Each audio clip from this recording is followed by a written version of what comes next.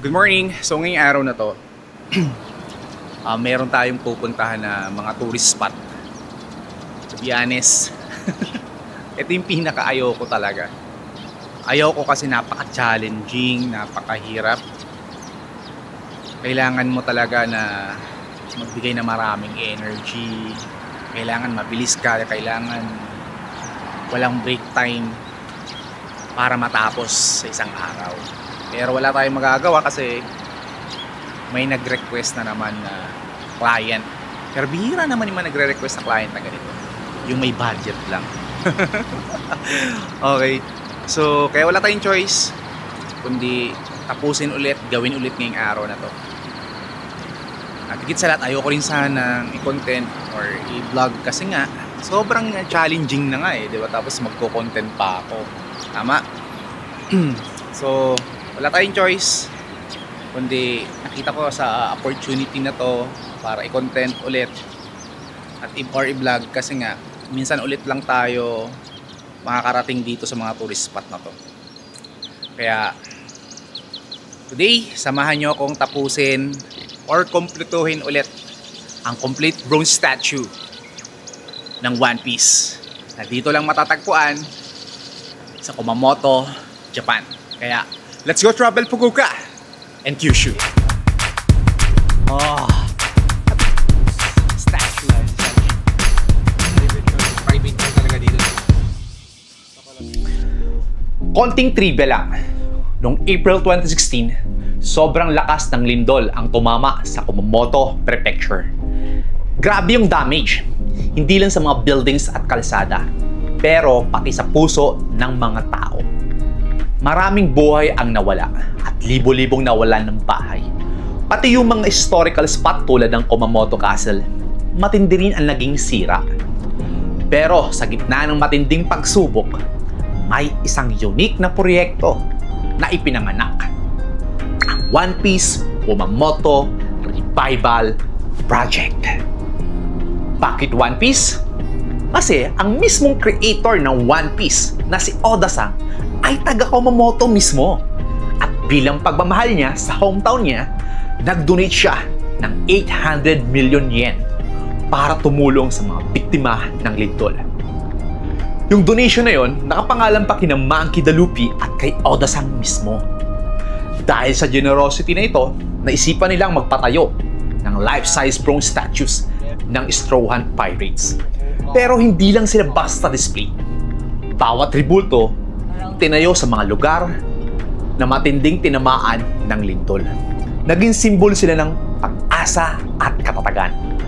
Paalala na kahit anong pagsubok, kaya nating bumangon. May special meaning kung bakit doon nakatayo ang bawat Straw Hat member. Isang reminder na bawat hirap at challenge, nandyan yung lakas ng pagkakaisa at pagtutulungan. Exactly tulad ng message ng One Piece.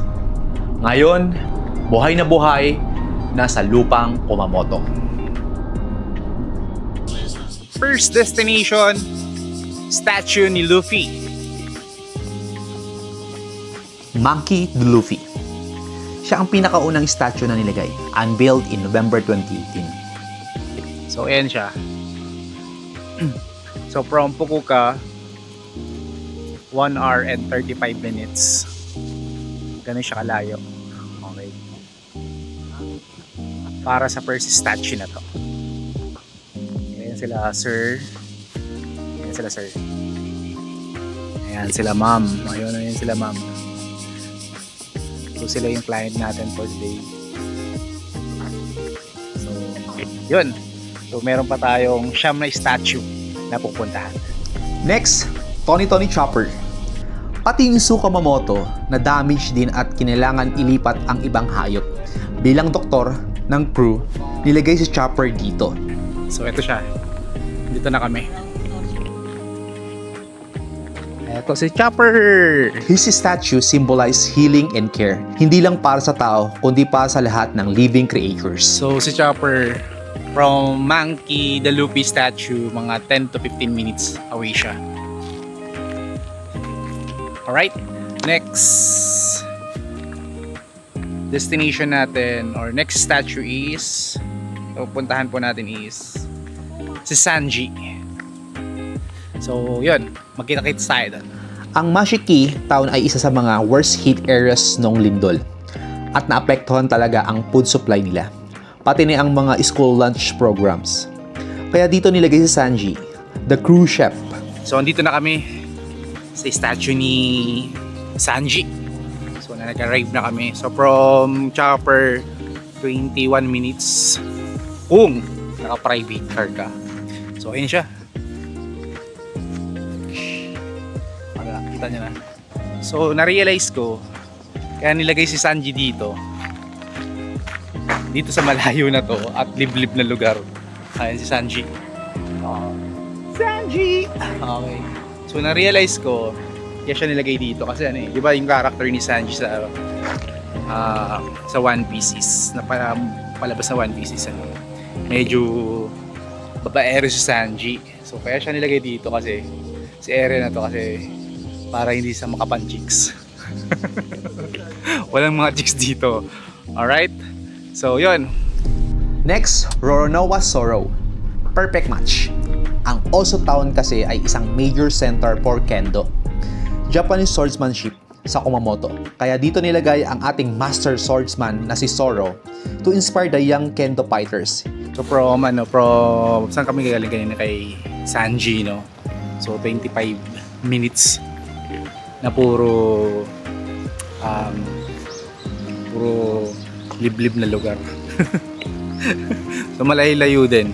So kung naka-private car ka talaga, mabilis papunta talaga. Pero kung magko-commute ka, mahirap talaga magpunta in every statue. Okay. So punta natin. Lapit tayo kay Zoro. His statue symbolize the strength and resilience na kailangan to overcome any challenge. So from here kay Roronoa Zoro na statue, merong mga authorized store dito na kung saan sila lang yung nagbebenta ng mga limited edition action figure.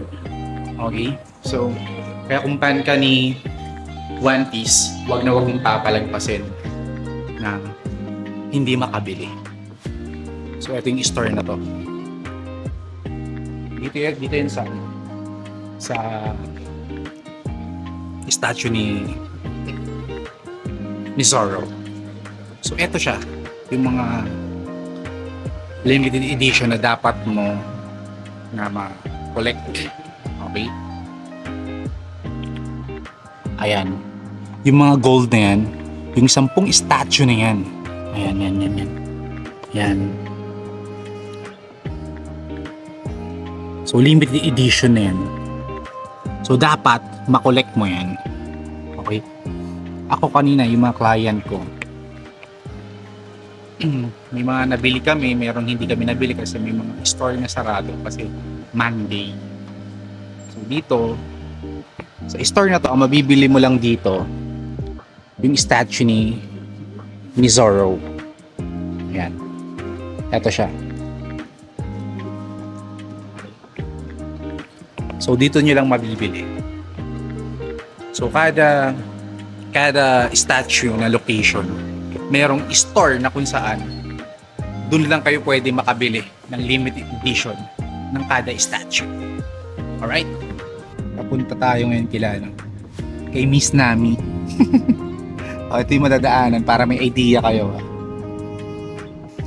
Ang Nishihara Village ay famous sa kanilang beautiful wind farm, pero nasira ang agriculture nila. As the crew navigator na kayang mag-predict ng weather, dito nilagay si Nami.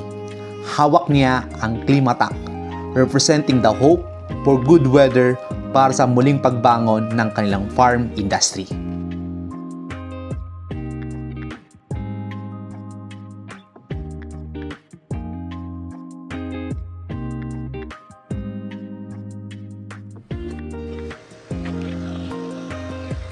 So we're here. Dito tayo kay si statue ni Nami.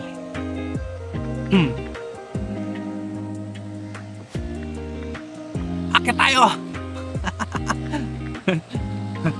Medyo mainit talaga eh. Summer na po kasi dito ngayon sa Japan.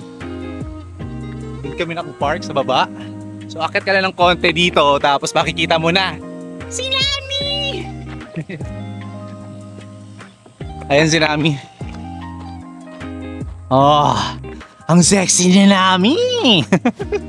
O, diba? Si Nami. Oh, si Nami yan, guys. So dito siya.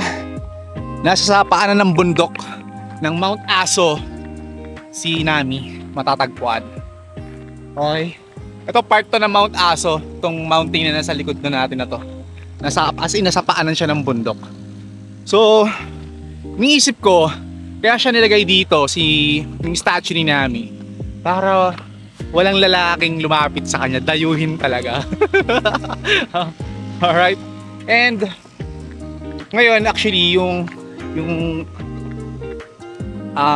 couple client ko, nagpunta ngayon sila dito sa store dito sa baba. Nagbabakasakali sila makabili ng mga limited edition ng statue ni Nami. Katulad sinabi ko kanina, every statue station merong authorized store na nagbebenta ng mga limited edition na action figure. Alright? So tara. So after pala nito, ang next destination natin na statue ay statue ni Usopp. So from here kay Nami, 45 to 50 minutes going kay Usopp. Kaya hindi ganun nga kadali itong itinerary na to. Mahirap talaga. Alright? Mahirap, malayo, challenging. Konti lang mga store madadaanan. Konti lang convenience store madadaanan. Ganun siya. At konti lang makakainan ng mga restaurant. So yun, pinaka the best, ako pinaka gusto kong season dito ma'am sa pupuntahan natin. Ano po, tawag dito, from autumn or after ng summer, yung bago mag-autumn din. Yung kasi nakikita yung bundok na yan, di ba, green? Oo. So pagka after summer, lahat yun magiging brown. Brown na lang. Mas maganda siya pag brown. Goldish na goldish. Tapos yung mga puno nag-start na mag-yellow or Opo, ganon. red, no? Actually, mga bundok na yun, para may idea po kayo. Every March, sinusunog po yan Bakit? para mag-resoil. Yeah. Lahat yan? Opo, lahat to. Lahat ng bundok ng ano. Yon, touchdown. Statue ni Usopp. Okay. So matatagpuan to sa Aso Station or Aso Train Station. Yan. So 45 minutes from sa last part na pinuntahan natin kanina kay Nami. Imagine niyo si Nami, di ba, nasa part din ng Aso, din siya part ng Mount Aso. So ganun, imagine niyo from Nami 45 minutes. So eto, part din siya ng Mount Aso. Ganong kalaki yung Mount Aso. Diba? Usopp! Apir! Diba? Si Usopp. So alam nyo bakit nilagay si Usopp dito? So sa ano ko lang, sa conclusion ko lang, kasi di ba ang character ni Usopp sa One Piece, sinungaling siya. So nilagay siya sa malayo para walang makausap, di ba? Hindi siya makapagsinungaling sa mga tao. So yun, joke lang naman yun. So yun, of course, sa next destination naman natin, yung statue ni Robin. Alright? So see you there! Sobrang lala ng damage dito. Nagkaroon ng landslide na sumira sa bridge at buildings ng university. Kasama na ang library. Dito nilagay si Robin, ang archaeologist ng crew, to symbolize the desire to unearth and preserve knowledge na nawala. It represents hope na muling mabuhay ang history and learning ng lugar na to. So we're here sa statue ni Robin. Matatagpuan po ito sa Minami Aso or south side banda ng Mount Aso. So ayun na siya. So it's a government facilities kasi ito, kaya close na mga facility. Pero nakakagawa kami ng parang para makapasok. Pwede naman kasi nasa labas ang statue ni Nico Robin. Ayan siya. Nico Robin in the house! Yeah! Ayan siya. Alright. Touchdown. 25 minutes mula sa statue ni Usopp. Pagod, sobrang init. From statue ni Nico Robin, ganito kaganda yung view sa taas. Ayan, diba? Ito mga museum to na close today. So andito yung statue ni Robin, nandyan, Nico Robin. Ganda, no? Next, Frankie. Ang Takamori Station ay dulo ng isang scenic railway line na nasira din. Sino pa ba ang babagay dito? Kundi si Frankie, ang super shipwright at engineer ng crew. He stands here as symbol of technological recovery and innovation, honoring the hard work of engineers na nag-repair ng railway. So touchdown, Frankie statue. Yun, di ba? So punta natin si Frankie. Ayan si Frankie, o, di ba? Hello, Frankie. O, di ba? Grabe, solid. O, di ba? Frankie! What's up? Siyempre, dito sa Frankie statue din matatagpuan ang famous One Piece train. Ayan, nasa likod ko. Tingnan natin mabuti. Ayan, o. Diba? So next stop natin kay Brook statue. So 1 hour papunta ron magmula dito kay Frankie. Next is Brook. Ang Mifune ay kilala bilang Town of Dinosaurs dahil maraming fossils ang nakita dito. So, it's a funny but perfect placement for Brook, our living skeleton. Yo ho ho! His statue na malapit sa isang music school also symbolize recovery and healing through the power of music. So touchdown! Statue ni Brook after 1 hour and 10 minutes of drive. So ganun kalayo, di ba? From Frankie. So ayun siya. Pakita ko sa inyo. Ayun. So ganun kalayo, di ba? So kaya kung magko-commute kayo, takes 2 to 3 days bago nyo matapos tong itinerary na to, tong course na to. Pero kung naka-private car kayo kagaya nila Sir Rogie and Sir Ira, saglit lang, 1 day kayang-kaya. Si Brook! Ayan. Ayan. Diba? Statue ni Brook. Ayan, solid par na. Statue ni Brook. Layo. Damn. So, next natin is final destination or final statue, si Jinbe. 1 hour and 15 minutes also papunta doon. Galing dito kay Brook. Si Jinbe ang huling statue na na-unveil. Nakatayo siya sa Uto City, kung saan apektado rin ang city hall nila na gumuho. As the helmsman of the sea, he stands here watching over the water. Parang guardian na gumagabay sa recovery ng buong komunidad. Isang tunay na protector. So finally, touchdown! Statue ni Jinbe. So eto siya. Ganda rito, di ba? Hey! Yan si Jinbe. Jinbe. Okay. Solid jumpar. Oh. So. Di ba?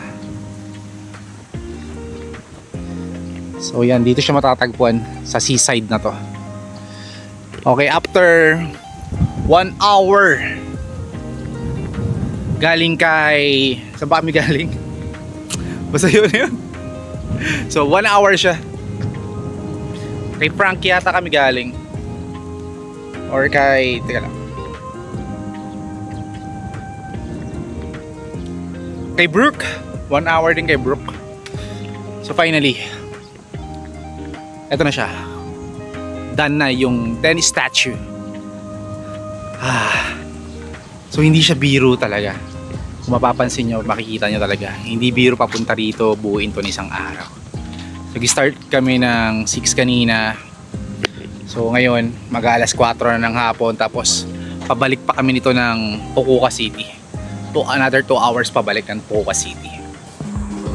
So that's it for today's adventure. Maraming pong salamat sa pagsama nyo sa akin sa complete bronze statue ng One Piece Straw Hat. Hanggang sa susunod nating trip. Kaya, let's go travel Fukuoka and Kyushu.